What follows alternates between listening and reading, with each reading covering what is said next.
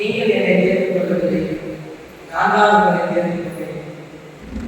இறை அன்பு இறைமக்களே, இன்று நமக்கும் நாம் பங்கேற்கும் ஒரு மகிழ்ச்சியான நாள்.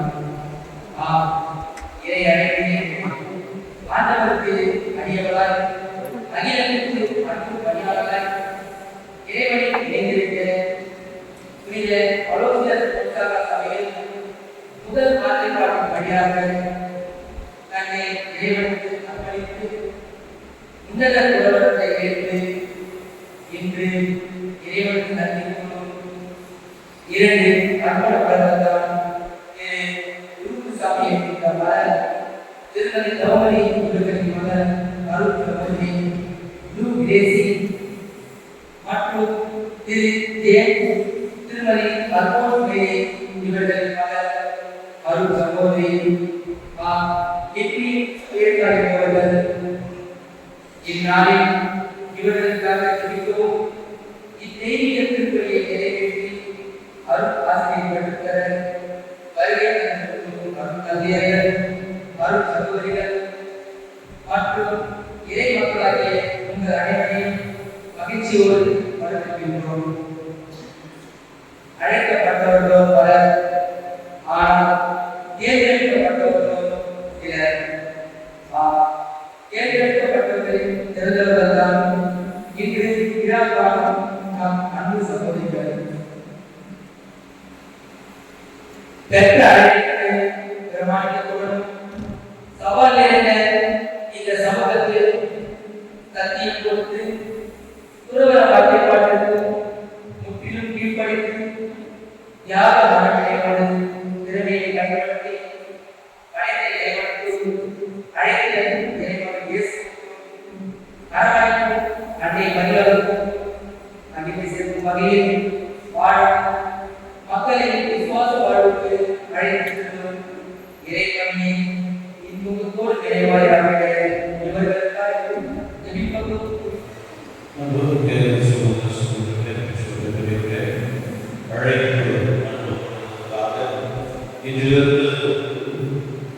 சபை வழிநடத்துகின்ற நேயர்களுக்கு அனுப்பினார் தன்னுடைய பணியை புறப்பட செய்ய நங்கை நாயகி பெரிய இம்மண்ணிலிருந்து மேலும் 2 மலர்கள் வைத்தார். எனவே இறைவனுக்கு நன்றி கூறுவோம். இவர்களை உயர்த்திய இவருடைய பெற்றோர்கள் பல்வேறு கனவுகளோடு இவர்களை இறைவனுக்கு அர்ப்பணித்திருக்கிறார்கள். அவருடைய கனவுகள் பிள்ளைகளின் வழியாக இறைவனுக்கு தேவையானதை ஆசிரியர்கள் அன்புமிக்க சகோதர சகோதரிகளே, தூய வாழ்க்கைகளை கொண்டாட நாம் பகுதி வருவதோடு நம்முடைய பாவங்கள், குற்றங்கள், குறைகளை இறக்காமலை அந்த கடவுளை மன்னிக்க வேண்டும்.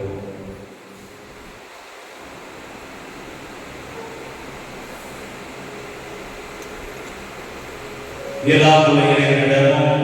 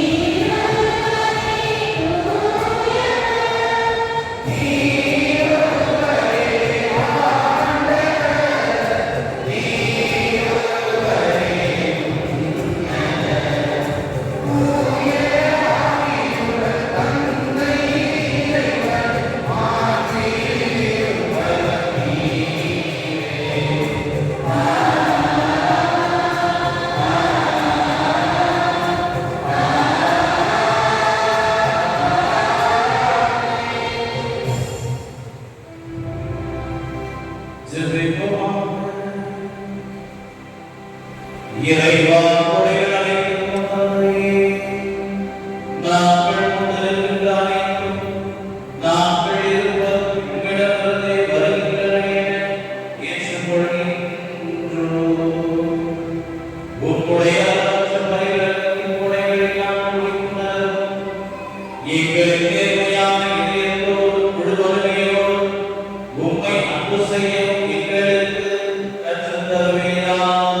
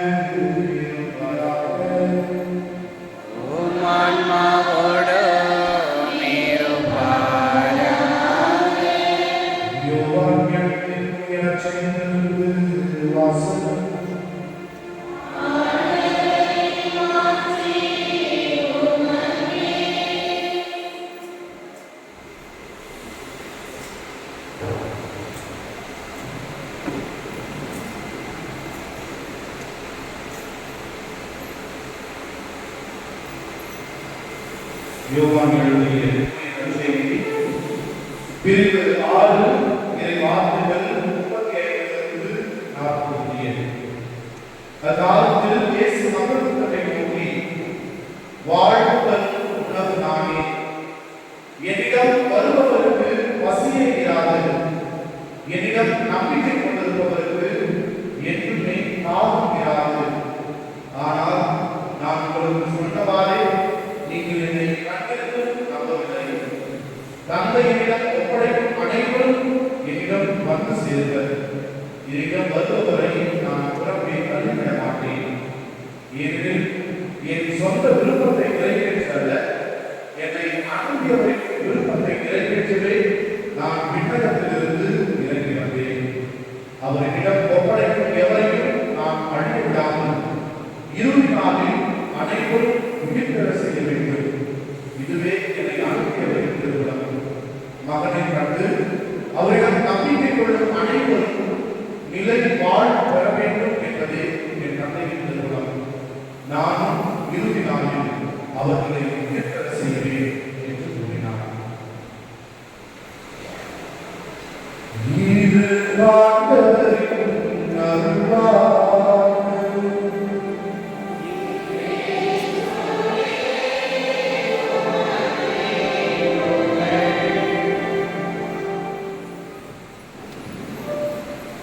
இயேசுவில் மிக பிரியமானவர்களே,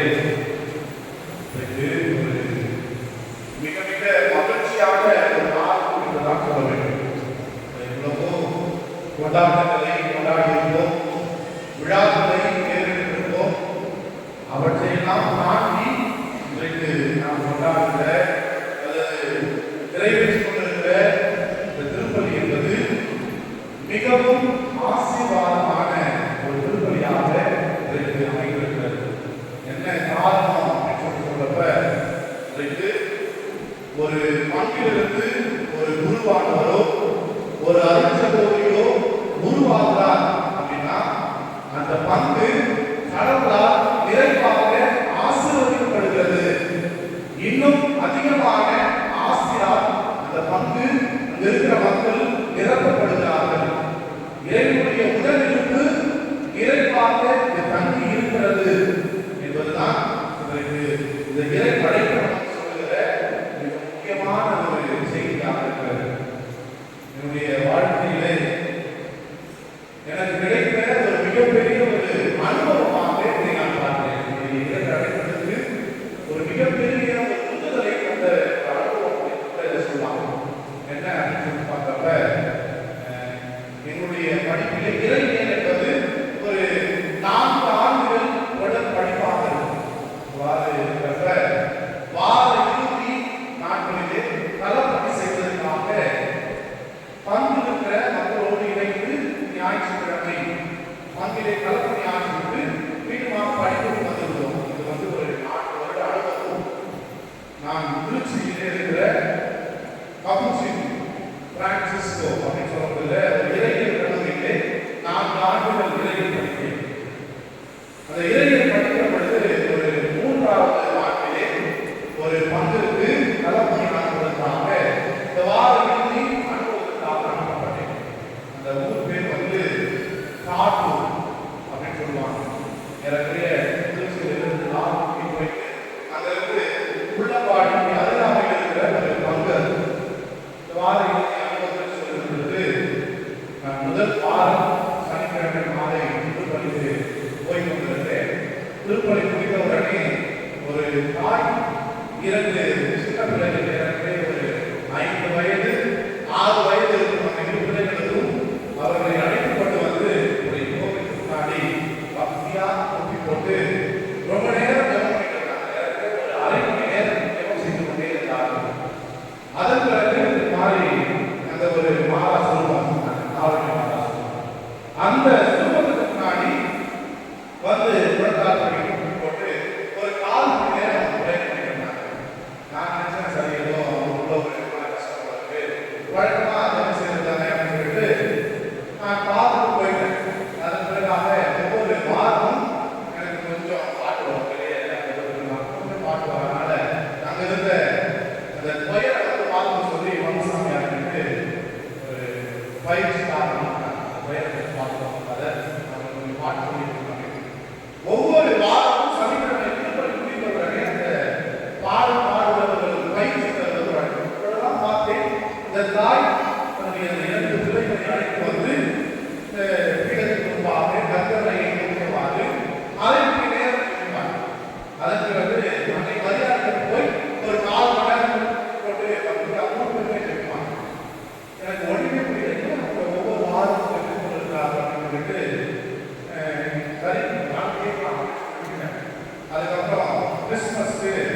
கேரக்டர்ஸாக அவங்க இருந்த பகுதிக்கு அன்றைக்கு நான் போயிருந்தேன். அவ்வாறு போயிருக்கிற பொழுது அந்த குடும்பத்தை சந்திக்கிறேன். அவங்க நல்லா ரொம்ப பக்தியாக இருக்கீங்களா, டெய்லியும் பார்க்குறேன். சனிக்கிழமையில வந்து 2ஆம் மணி நேரம் கூட்டி போட்டு கடவுள் முன்னாடி மாதா முன்னாடி தெரிவிக்கிறீங்க, ரொம்ப சந்தோஷமா இருக்கிறோம் அப்படின்னு சொல்லிட்டு அவங்க பேசிக்கிறப்ப அவங்க சொன்னாங்க, அதை உங்களுக்கு இதை பார்க்க சந்தோஷமா இருக்குது. ஒவ்வொரு நாளும் நான் படுகிற வேதனை எனக்கு தான் தெரியும். ஆனால் அந்த வேதனையும் மகிழ்ச்சியாக இருப்பதற்கான இந்த வல்லமையும் சக்தியும் நான் ஜெபிக்கிற இந்த ஜெபத்தில் எனக்கு கிடைக்கிறது என்று சொல்லிவிட்டு அவருடைய வாழ்க்கையை பற்றி அவர் சொன்னார். நான் வந்து ஒரு சுத்தமான பிராமி குடும்பத்தில் பிறந்த ஒரு பெண்மணி. எனக்கு வந்து ஸ்ரீரங்கம் தான் வீடு. நான் திருச்சியில் இருக்கிற ஓலிகாஸ் கல்லூரியிலே படித்துக் கொண்டிருந்த பொழுது பக்கத்தில் இருக்கிற கல்லூரியிலே இருக்கிற ஒரு மாணவனோடு எனக்கு காதல் ஏற்பட்டது. நானும் என்னுடைய நண்பர்களும் ஒரு 4 ஃப்ரெண்ட்ஸ், நாங்கள் எல்லாம் முடிவு பண்ணோம், கல்யாணம் பண்ணா ஒரு கத்தோலிக்க கிறிஸ்தவனை தான் கல்யாணம் பண்ணோம் அப்படின்னு சொல்லிட்டு ஒரு முடிவு பண்ணி இந்த கத்தோலிக்க கிறிஸ்தவனை நான் காதலித்த பிறகு எங்களுக்கு திருமணம் நடைபெற்றது. ஆனால் என்னுடைய வீட்டிலே யாருமே ஏற்றுக்கொள்ளவில்லை. நான் சுத்தமான ஒரு பிராமி குடும்பத்தை சார்ந்தோம் என்பதால் மதம் மாறுவதற்கு யாருமே எனக்கு எங்களுடைய குடும்பத்திலிருந்து பெருசாக சப்போர்ட் இல்லை. இருந்தாலும் என்னுடைய குடும்பத்தை எல்லாம் விட்டுவிட்டு நான் இவன் தான் வேண்டும் என்று சொல்லி எல்லோரையும் ஒதுக்கிவிட்டு நான் வந்து இவரை திருமணம் செய்து கொண்டேன். திருமணம் செய்து கொண்ட பிறகு 4 மாதம் அதன் பிறகுதான் தெரிந்தது இவர்கள் கத்தோலிக்கர்கள். ஆனால் திருவிழா கத்தோலிக்கர்கள் என்று சொல்லி திருவிழா கத்தோலிக்கர்கள் கிறிஸ்துமஸ்க்கு, நியூ இயருக்கு, அதுக்கப்புறம் ஈஸ்டருக்கு அப்புறம் போவாங்க. அவ்வளோதான் வருவாங்க, வரமாட்டாங்க. அப்படிப்பட்ட கத்தோலிக்க கிறிஸ்துவ குடும்பத்தை சார்ந்தவர் என்று அதன் பிறகுதான் நான் கலந்து கொண்டேன். பரவாயில்ல, இருந்தாலும் அவருடைய ஜபக்காலையாவது மனமாற்றலாம் என்று முதல் குழந்தை பிறந்தது, 2வது குழந்தை பிறந்தது. பார்த்தேன் மனம் மாறிதான் தெரியல, ஆனால் அவருடைய பாதி வேறாக மாறிவிட்டது. ஒரு முதல் குழந்தை பிறந்த உடனே சொத்துக்களை எல்லாம் விட்டு அரசியலில் நுழைந்தார். அரசியலில் போய் அப்படியே போயிட்டார். இறுதியாக குடும்பத்தை விட்டு போகக்கூடிய அளவுக்கு அவருடைய வாழ்க்கை மாறிவிட்டது. இன்றைக்கும் அவைகளும் இல்லை, நான் பிரித்து வாழ்ந்து கொண்டிருக்கிறோம் என்று சொன்னார். ஒரே ஒரு சின்ன கேள்வி நான் கேட்கிறேன், முடிஞ்சா பதில் சொல்லுங்க. நான் நினைச்சேன் சரி என்ன பெருசாக கேட்க போறாங்க, எங்களுக்கு ஏதாவது வசதி ஏதாவது செய்யணும் கேட்பாங்க அப்படின்னு சொல்லிட்டு சரி கேள்வி அப்படின்னு அவங்க சொன்னாங்க, இந்த கடவுளுக்காக, இந்த இயேசு கிறிஸ்துவுக்காக நான் எங்க அப்பா அம்மாவை இழந்தேன், எங்க அண்ணன் தம்பிகளை இழந்தேன். எங்களுக்கு நிறைய சொத்து இருந்துச்சு, அந்த சொத்தெல்லாம் வேண்டாம் சொல்லிட்டு உதவி தள்ளிவிட்டு நான் வந்தேன். என்னுடைய வாழ்க்கையிலே நான் இழந்துவிட்டேன். 2 குழந்தைகளோடு விட்டு கொண்டிருக்கிறேன். என்னுடைய வாழ்க்கையிலே இந்த கடவுளுக்காக நான் எல்லாவற்றையும் இழந்துட்டு வந்திருக்கிறேன். நான் தைரியமா சொல்லலாம், நான் கிறிஸ்துவுக்காக எல்லாவற்றையும் துறந்துட்டு வந்திருக்கிறேன் என்று சொல்லி நீங்க உங்களுடைய வாழ்க்கையை சொல்லிட்டீங்களே, நாங்கள் கடவுளுக்காக எல்லாத்தையும் விட்டு வரோம் அப்படின்னு சொன்னீங்களே, நீங்க உங்களுடைய வாழ்க்கையில கடவுளுக்காக என்ன இழந்திருக்கீங்க சொல்லுங்க, இந்த இயேசுக்காக என்ன இழந்திருக்கீங்க சொல்லுங்க அப்படின்னு சொல்லி ஒரு கேள்வி கேட்டாங்க. எனக்கு அப்படியே பார்த்து மாறி இந்த பதில் சொல்றதுன்னு தெரியல, திக்குமுக்காட்டு போய் கொண்டிருக்கு. எல்லாருக்கும் சொன்னாங்க, என்னுடைய தாய்மொழியை நான் இழந்திருக்கிறேன், என்னுடைய உறவுகளை இழந்திருக்கிறேன், என்னுடைய சொந்த உறவினர் சகோதர சகோதரிகளை இழந்திருக்கிறேன், என் சொத்துக்களை இழந்திருக்கிறேன்.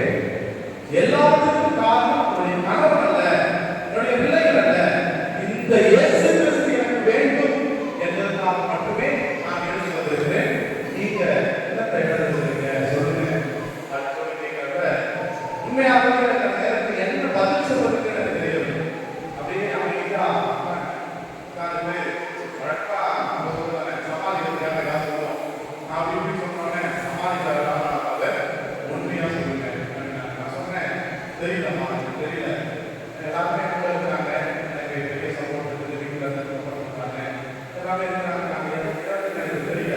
இப்போ நான் கடவுள் சாமி வாழ்க்கை எழுதுறேன், வாழ்க்கை எழுதுறீங்க, கஷ்டம் சொல்லிட்டீங்க, மங்கள போயிட்டு உடனே யாரும் வந்து போய் சொன்னாங்க இருக்கீங்களா 10 நிமிஷத்துக்கு சண்டை பண்ணிட்டா அப்படின்னு சொல்லி கேட்டாங்க. அப்படியே பதில் சரி இவ்வளவு தூரம் வரீங்க, என்னுடைய மகன் சமையல் ரொம்ப கஷ்டப்படுறாரு, உங்களுக்கு வார இறுதி நாட்களிலே வந்து போறதுக்கு காசு கொடுப்பாங்க, அந்த காசு கொடுக்குறவங்க சந்தோஷமா போவாங்க வருவீங்க அப்படின்னு கேட்டாங்க. அதுக்கு பதில் சொல்ல முடியும். இப்படியா ஒரு கேள்விகளை அடக்கி கொண்டே போனாங்க. அப்பொழுதுதான் உணர்ந்து கொண்டேன், உண்மையாகவே கடவுளை ஏற்றுக்கொள்கிறோம் என்றால் எல்லாவற்றையும் இழந்து வருவது என்பது மிக மிக முக்கியமான ஒன்று. ஆனால் அவரை போல எல்லாவற்றையும் இந்த கடவுளுக்காக நாம் இழந்து என்று சொல்வதல்ல, மாறாக தங்களை முழுமையாக கடவுளின் திட்டத்திற்கு என்று அர்ப்பணிக்கக்கூடிய மன பக்குவத்தை நாம் பெற்றுக்கொள்வதுதான் உண்மையான இறை அழைப்புகள் என்பதை நாம் உணர்ந்து கொண்டேன். இந்த தாய் சொன்னார், நான் என்ன போல எல்லாத்தையும் இழந்துவாங்க நான் சொல்லப்பட்ட பட் உங்களுடைய அழைப்புக்கு நீங்கள் மிக மிக முக்கியத்துவத்தை தந்து அந்த அழைப்புக்கு என்ற தகுதியோடு நீங்கள் வாழ்ங்கள். அதுதான் நீங்கள் இழக்கக்கூடிய முடிவு என்று அவர் சொன்னார். நான் உங்களுக்காக தினமும் ஜெபிக்கிறேன் என்று சொல்லி சொன்னார். சில நேரங்களில் எதிர்பார்க்காத ஒரு சில அனுபவங்கள் தான் ஒரு மனிதனுடைய வாழ்க்கையை புரட்டி போடக்கூடிய ஒன்றாக இருக்கும் என்று சொல்லி அன்றைக்கு நான் உறுதி செய்து பல நேரங்களிலே பல்வேறு விதமான வாழ்க்கை நிலையை நாம் உணர்கிற பொழுது அதை சார்ந்து போட வேண்டும் என்று நினைக்கிற பொழுதுதான் இந்த வார்த்தை எனக்கு உறுதி கொண்டே இருக்கும். நீ என்ன கடவுளுக்காக இழந்தாய், இந்த கடவுளுக்காக எதை இழந்திருக்கிறாய், இந்த கேள்வி எனக்கு அடிக்கடி வந்து கொண்டே இருக்கும். என்னுடைய ஆயிரம் நான் ஏதாவது கேட்க வேண்டும் என்று சொல்லி போனாலும் கூட இந்த கேள்விதான் எனக்கு முன்பாக இருக்கும். இன்னும் நீ இழக்க என்று இந்த சகோதரிகள் கடவுளுக்காக தங்களை அர்ப்பணித்திருக்கிறேன் என்று சொல்லி முதல் வார்த்தைப்பாடை கொடுத்து இன்றைக்கு கடவுளுக்கு நன்றி சொல்லி கொண்டிருக்கிறார். உங்க வார்த்தைப்பாடு கொடுக்குறப்ப நம்பி ஒரு வீடியோ கொடுத்துருக்காங்க ஸ்டேட்டஸ்ல. அவங்க வந்து என்ன சொன்னாங்கன்னா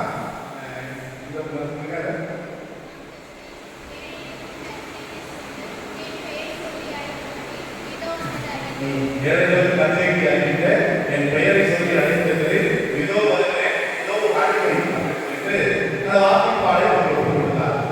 இதுக்கு நற்செய்தி மிக அழகாக இந்த வார்த்தைகளை எடுத்துக்கொள்வதை பார்க்கிறோம். நற்செய்தியிலே இயேசு சொல்கிறார், என்னை அனுப்பியவரின் திருவுளத்தை விருப்பத்தை நிறைவேற்றுவதுதான் என்னுடைய கடமையாக இருக்கிறது என்பதை நான் உணர்ந்திருக்கிறேன். எனவே என்னிடம் ஒப்படைக்கப்பட்டிருக்கிற எவரையும் நான் அழியவிடாமல் அவர்களை இறுதி நாளில் செய்ய வேண்டும். இதுதான் கடவுள் எனக்கு தந்திருக்கிற திருவுளம் என்பதை இயேசு மிக தெளிவாக தன்னுடைய இறை திட்டம் என்ன என்பதை, எதற்காக தந்தை அவர்களுக்கு அனுப்பியிருக்கிறார் என்பதை அவர் உணர்ந்து அதை வெளிப்படுத்துவதை நாம் பார்க்க முடிகிறது. நிச்சயமாக என்னுடைய வாழ்க்கையிலே 4 வருட பயிற்சி பொழுது உங்களுக்கு உங்களுடைய தலைமை சந்தோஷமாக இருக்கலாம், அல்லது உங்களுடைய ப்ரொஃபஸராக இருக்கலாம், உங்களுடைய மார்க்கெட்டஸாக இருக்கலாம், நிறைய சொல்லி கொடுப்பாங்க அப்படி இருக்கும் அதை பண்ணலாம் இப்படி போகணும் அப்படின்னு சொல்லிட்டு.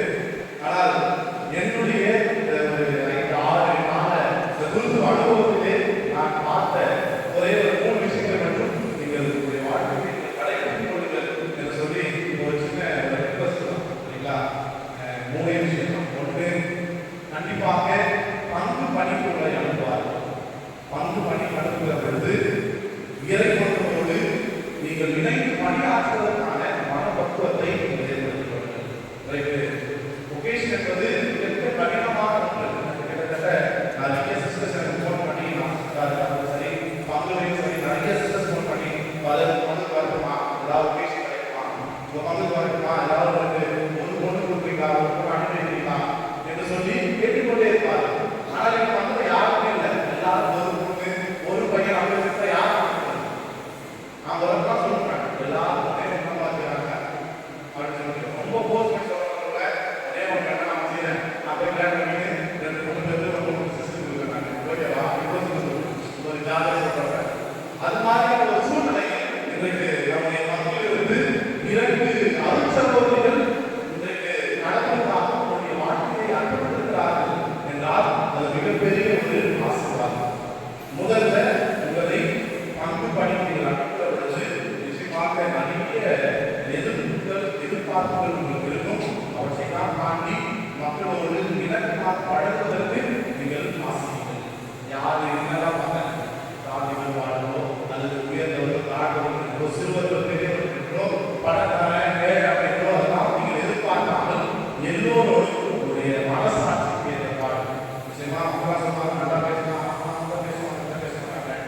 பேசிக்கொண்டே தான் பார்த்தால் உங்களுடைய மனசாட்சிக்கு ஏற்றவாறு மக்களோடு கடவுளின் திட்டத்தை எடுத்துரைப்பதற்கான நட்புறவை நீங்கள் ஏற்படுத்திக் கொள்ளுங்கள் என்பது உங்களுடைய முதல். இரண்டாவது, உங்களுடைய பங்கு பணியிலே உங்களுடைய பங்கு பணியாளர்களுக்கு உடனிருங்கள். முக்கியமாக என்னுடைய அனுபவத்தை நான் சொல்கிறேன். சகோதரிகள் உடனிருக்கிறார்கள். அவர்களுடைய பணி வாழ்க்கை எப்படி இருக்கின்றால் ஃபர்ஸ்ட் வந்து எங்கள் மினிஸ்ட்ரிக்கு ஃபாதர் இதெல்லாம் நம்ம செய்யணும், இது நான் அப்பெல்லாம் வருவோம் என்று சொல்லுவாங்க. மினிஸ்ட்ரிக்கு செய்ய வேண்டாம். அருட்பணியாளர்கள் துணையாளர்கள் எங்கு சென்றாலும் உங்களுடைய சப்போர்ட் தப்பே பண்ணினாலும் பரவாயில்ல. சிஸ்டர்ஸ் கூட பேசாதீங்க. ஐயோ அவர் அப்படியே பேசாதீர்கள். நீங்கள் அருட்பணியாளர்களுக்கு உடனிருக்க கடவுளாக்கப்பட்டவர்கள். உங்களுடைய உள்ளார்ந்த உடனிருப்பு, உங்களுடைய உதவிகள் அருட்பணியாளர்கள் காரணம் அவர்கள் இறைப்பணி ஆற்றுவதற்கு நம்முடைய அர்ப்பணித்தால் அவர்கள் இடங்களில் உங்களை இணைத்துக் கொள்ளுங்கள். மூன்றாவதாக கடத்தோடு கொடுத்திருக்கிறது. நிச்சயமா உங்களுக்கு எல்லா சக்தியும் வந்திருந்தால் உங்களுடைய சிஸ்டர்ஸ் பிரேயர் அதெல்லாம் சொல்லுவாங்க.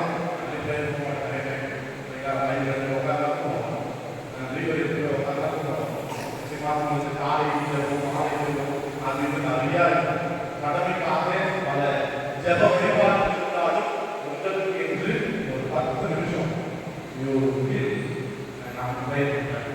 நான் கடவுள்கிட்ட ஒரு நல்லுறவை ஏற்படுத்திக் கொள்வதற்கான நேரத்தை நான் ஒதுக்க போகிறேன் சொல்லி உங்களுடைய தனிப்பட்ட வாழ்வில் உங்களுடைய ஜபங்களில் நீங்கள் உங்களையும் உங்களுடைய குடும்பத்தாரையும் உங்களுக்கு இந்த அழைப்பை ஏற்படுத்தி அந்த அர்ப்பணியாளர்கள் இணைத்து செல்வி இந்த 3 வழிகளையும் நீங்கள் செய்திருக்காலே நீங்கள் சத்தமாக போகிறாங்க.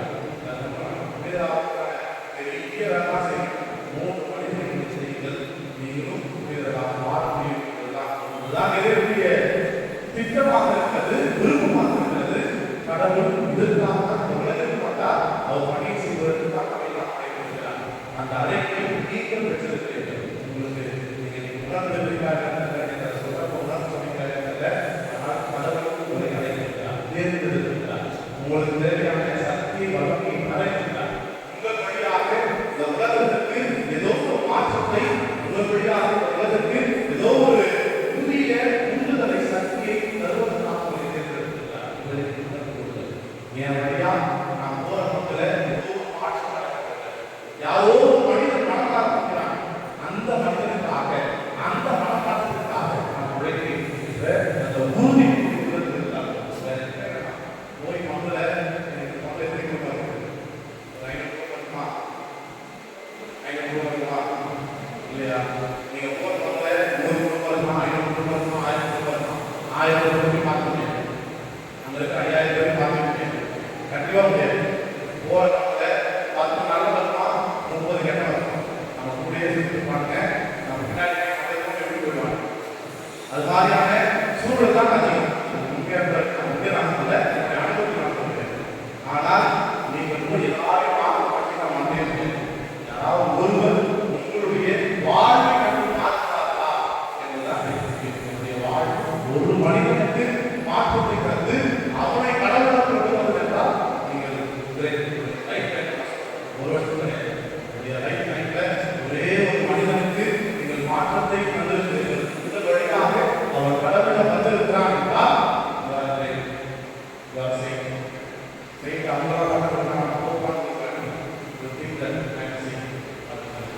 அதுதான் உண்மை. எனவே நீங்கள் அழைக்கிற பெற்றிருக்கிற அழைப்புக்கு அந்த உன்னதமான பணிக்கு நீங்கள் உங்களை தகுதிப்படுத்திக் கொள்ளுங்கள். தகுதியோடு அழைக்கிறார். யாருமே தகுதியோடு தகுதிப்படுத்தி அழைக்கிறார். எனவே தகுதிப்படுத்திக் கொள்ளுங்கள். எப்பொழுதுமே இந்த ஒரே ஒரு சூழ்நிலையோடு என்னுடைய வாழ்க்கை கடவுளுக்காக நாம் எதை இழக்க முடியும், நம்ம இழக்க முடியுமா? நம்முடைய பணி வாழ்க்கையாக ஒரு ஆசையை நாம் உருவாக்க முடியும். எனவே அதுக்காக தான் அழைக்கிறார்கள்.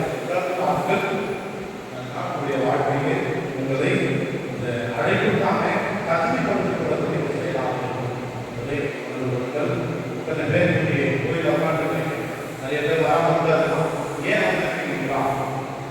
நீங்களா ஏன் கோயில் ஏன் வந்துருக்கீங்க?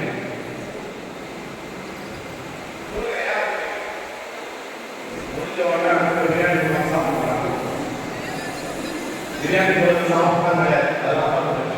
இத்தனை பேர்கள் இருக்கு என்றால் உங்களுடைய இருப்பு எதை தெரிவிக்கிறது என்றால் நாங்கள் மணி வாழ்விலே நீங்கள் தேர்ந்தெடுக்கிற அந்த கடமையை தொடர்ந்து பற்றி கொண்டிருப்பதற்காக நாங்கள் ஜெபிக்கிறோம்.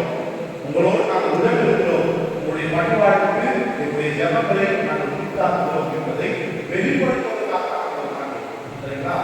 மற்றபடியெல்லாம் கிடையாது. வந்திருக்கிறோம் வந்துட்டு சாப்பிட்டு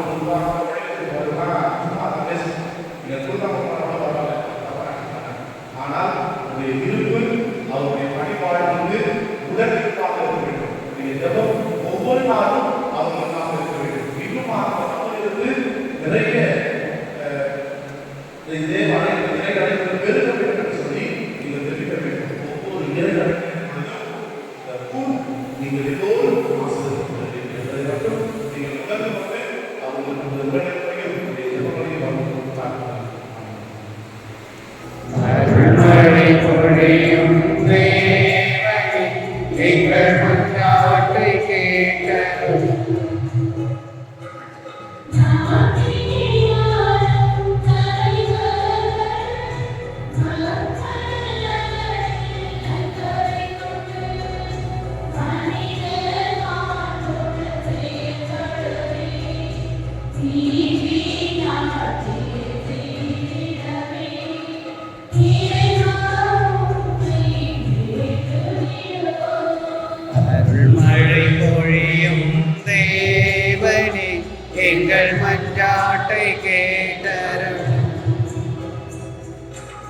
அருள்மழை பொழியும் தேவனே, எங்கள் மன்றாட்டை கேட்டருளும்.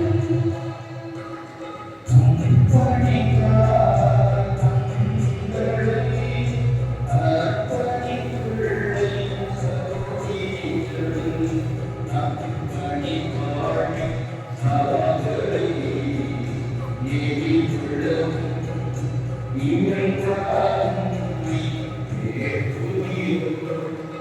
அருள்மழை பொழியும் தேவனே, எங்கள்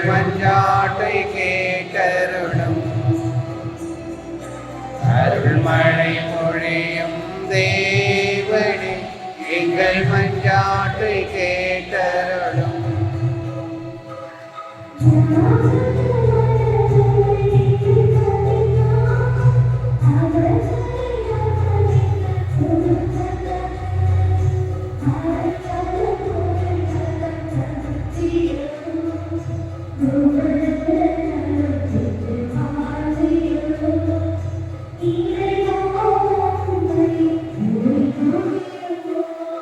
அருள்மழை பொழியும் தேவனே, எங்கள் மன்றாட்டை கேட்டருளும். அருள்மழை பொழியும் தேவனே, எங்கள் மன்றாட்டை கேட்டருளும்.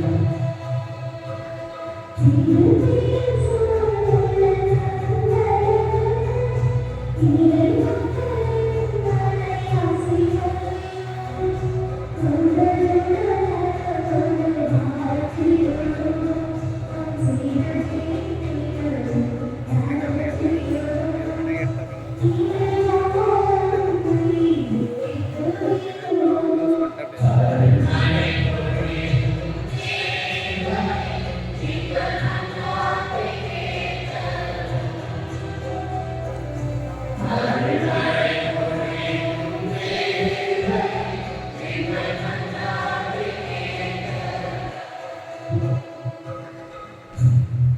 நம்ம ஒவ்வொருவரும் மதிப்புள்ள தெய்வங்கள் நாம் சிந்தனையாக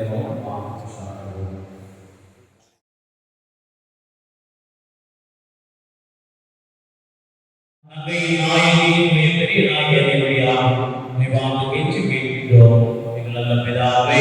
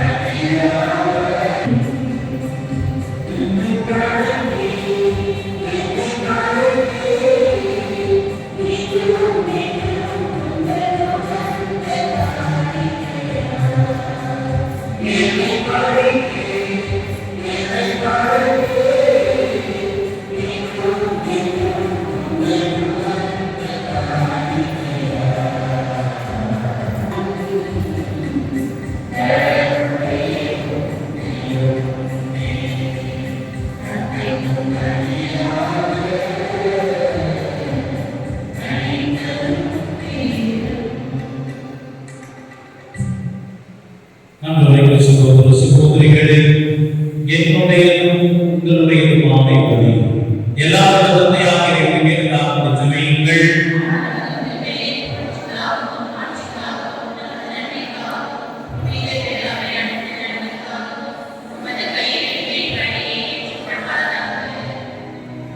ஆண்டவரே, நீர் எங்களுக்கு அளித்த கொடைகளுக்காக இப்புகழ்ச்சிகளை உமக்கு காணிக்கையாக படைத்து உம்மை பணிவுடன் வேண்டுகின்றோம்.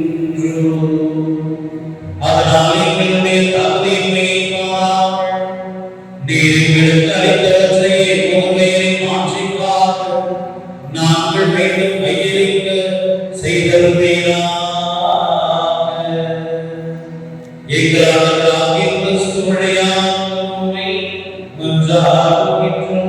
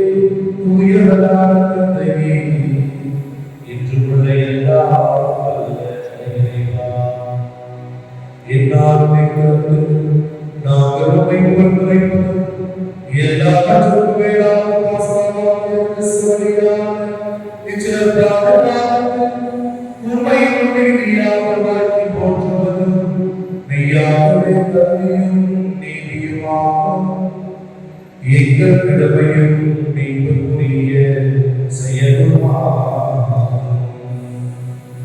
ஏனெனில் படைகள் அடைக்கப்பட்டு வீழ்ச்சியுற்ற படைப்படைப்பு புதுப்பிக்கப்படுகின்றது. எங்கள் வாழ்வு கிறிஸ்துவில் சீரமைக்கப்பட்டு நிறைவு பெறுகின்றது. அவர்கள் வாசகமற்ற மக்கள் அனைத்துடைய மக்களையும் மக்களிக்கின்றனர். அவ்வாறே ஆற்றலிப்போம் அதிகாரம் உள்ளது ஆட்சியின்பார் முடிவின்றி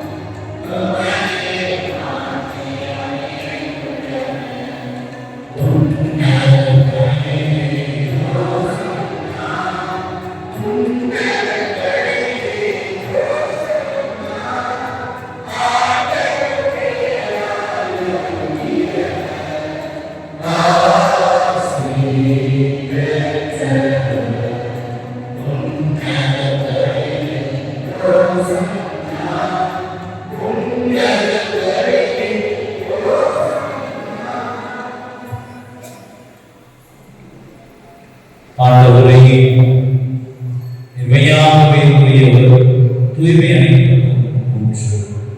ஆகவே ஆவியை குறித்து காணிக்கைகளை தூய்மைப்படுத்த வேண்டும் என்றோம். இவ்வாறு எங்கள் ஆண்டவர் இயேசு கிறிஸ்துவே உடலும் இரத்தமுமாகி எங்களுக்கு இவை ஆண்டவராகும். அவர் மாணவர்கள் பணித்தவை கையெழுத்த போது அப்பத்தை எடுத்து நன்றி செலுத்தி அதை விட்டு நம் சிலர்களுக்கு அளிக்கக்கூடியதாகும். அனைவரும் இதிலிருந்து பெற்று உண்ணுங்கள். ஏனெனில் இது உங்களுக்காக கையெழுத்தப்படும் என் உடல்.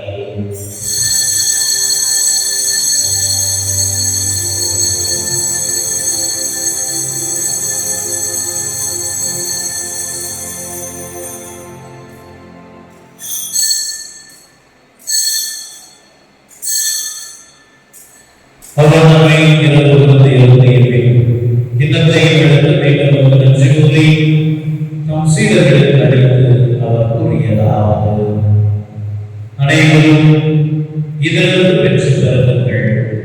ஏனெனில் இது புதிய நிலையான உடன்படிக்கைக்குரிய இரத்தத்தின் கிண்ணம். இது பாவ மன்னிப்புக்கென்று உங்களுக்காகவும் பலருக்காகவும் சித்தப்படும். இதை என் நினைவாக செய்வீர்கள்.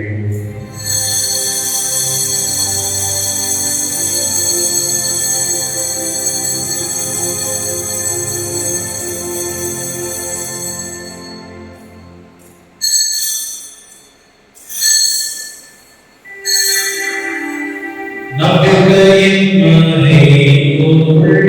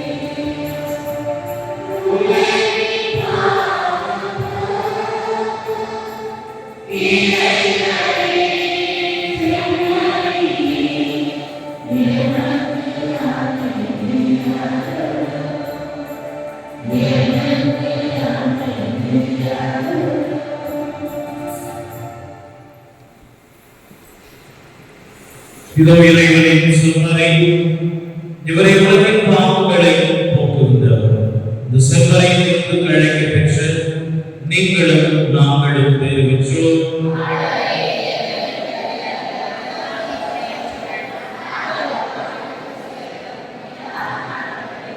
கிறிஸ்துவின் நம்மை காக்கும் நிறைவில் ஆழ்வதாக.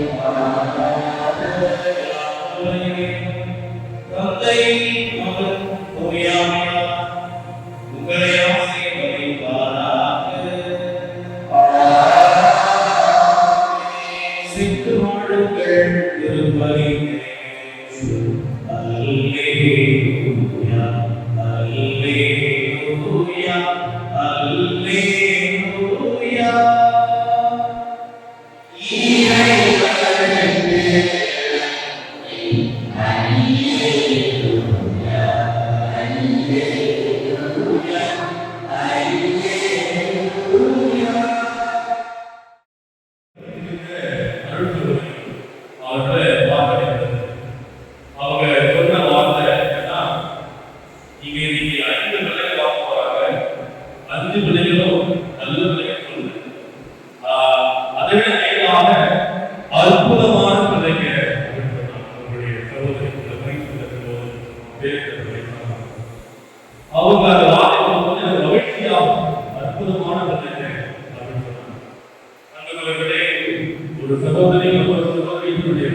பிள்ளைகளை இந்த ஒரு பாராட்டானா அவருடைய பண்பாடு அவருடைய கேரக்டர் அவர் குணநலங்களை அவங்க வளர்ச்சி அவங்க பார்த்துருக்காங்க.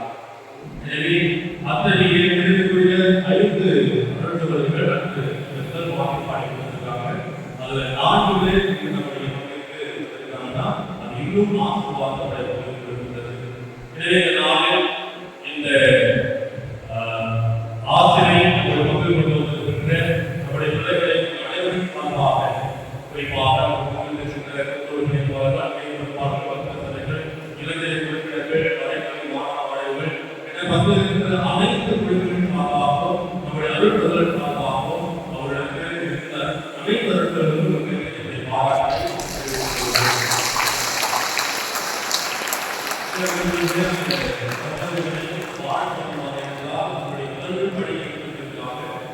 முதல் படியிலிருந்து அவர் போராடி தூரம் அதிகமாக இருக்கிறது. அது நம்முடைய ஜபங்கள் அவர்களுக்கு வளர்த்திருக்கும். நம்முடைய ஜபங்கள் நன்றி திருப்பணியே ஒப்பு கொடுக்கலாம் அப்படின்னா இனிவரும் காலங்களில் உங்களுடைய அனைவருடைய ஜபங்களும் அவர்களுக்கு துணையாக இருக்கிறது. ஒவ்வொரு நாளும் தெரிவிங்கள் நான் தெரிவிக்கின்றேன். எனவே இந்த நாள் அவரை வாழ்க்கமாக அவரை வாழப்படமாக முதலாவதாக நம்முடைய பங்கின் சார்பாக அருள்சகோதரி கிரேசி அவர்களுக்கு ஒரு எளிய அன்பளி அருள்சகோதரி சொல்லி 2 பேருமே நம்முடைய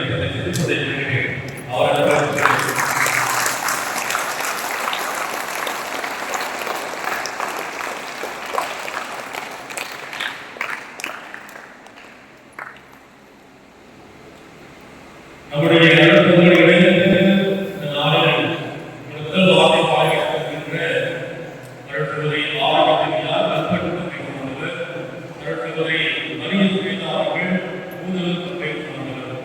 எனவே இவர்களுக்கு பங்களிக்கப்பட்ட ஆரோக்கியத்திலே அவர்களுக்கு நம்முடைய பங்கின் காரணமாக எளிய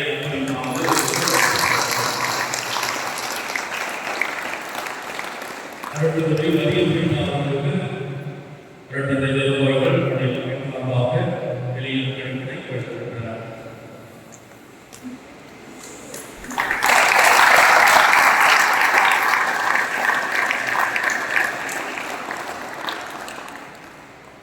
சிஸ்டர் நம்முடைய அலுவலகங்களுக்கு அனுப்பி வழங்கப்பட்டார். நம்முடைய பல்கலைக்கழகம் இருக்கின்ற மாணவர்களுடைய சகோதரிகள் இங்கு வார்த்தை அதற்கடுத்தபடியாக அன்பியின் சார்பாக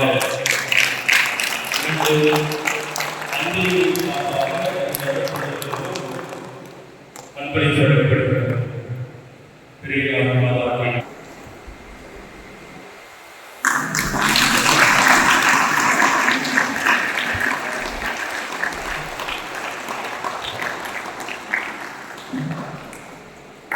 தரும் மழையை அற்புதத்தை வெள்ளத்தும் அந்த மழையை அற்புதத்தை அருளும் ஆசீர்வதினார்.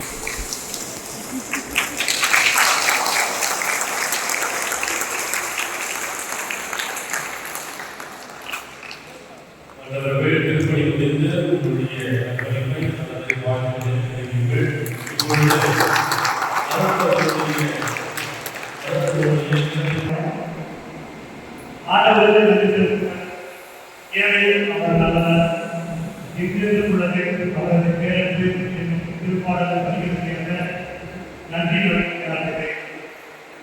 இதனால குழந்தைகள் மற்றும் இளைஞர்களின்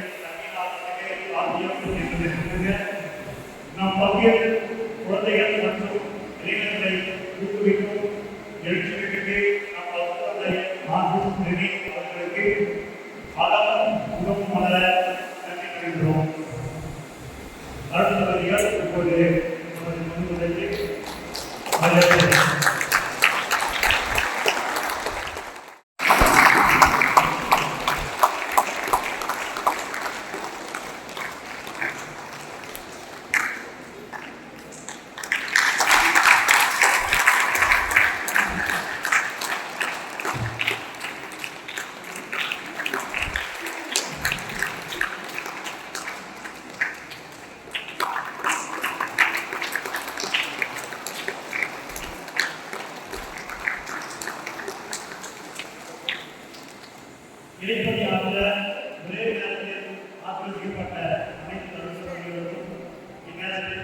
மரியாதை செய்யப்படுகிறது. அவர்களுக்கு நன்றி தெரிவிக்கிறேன்.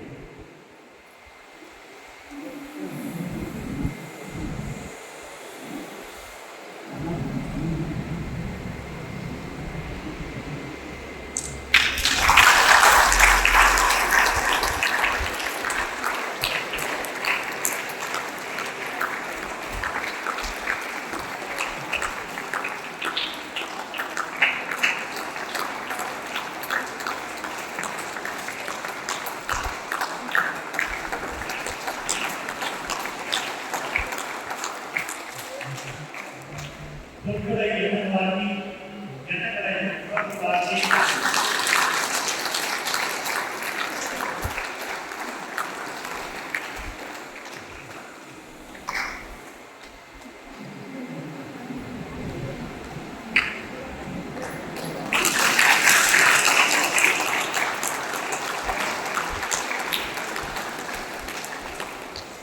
சொற்களை எண்ணமாக்கி எண்ணங்களை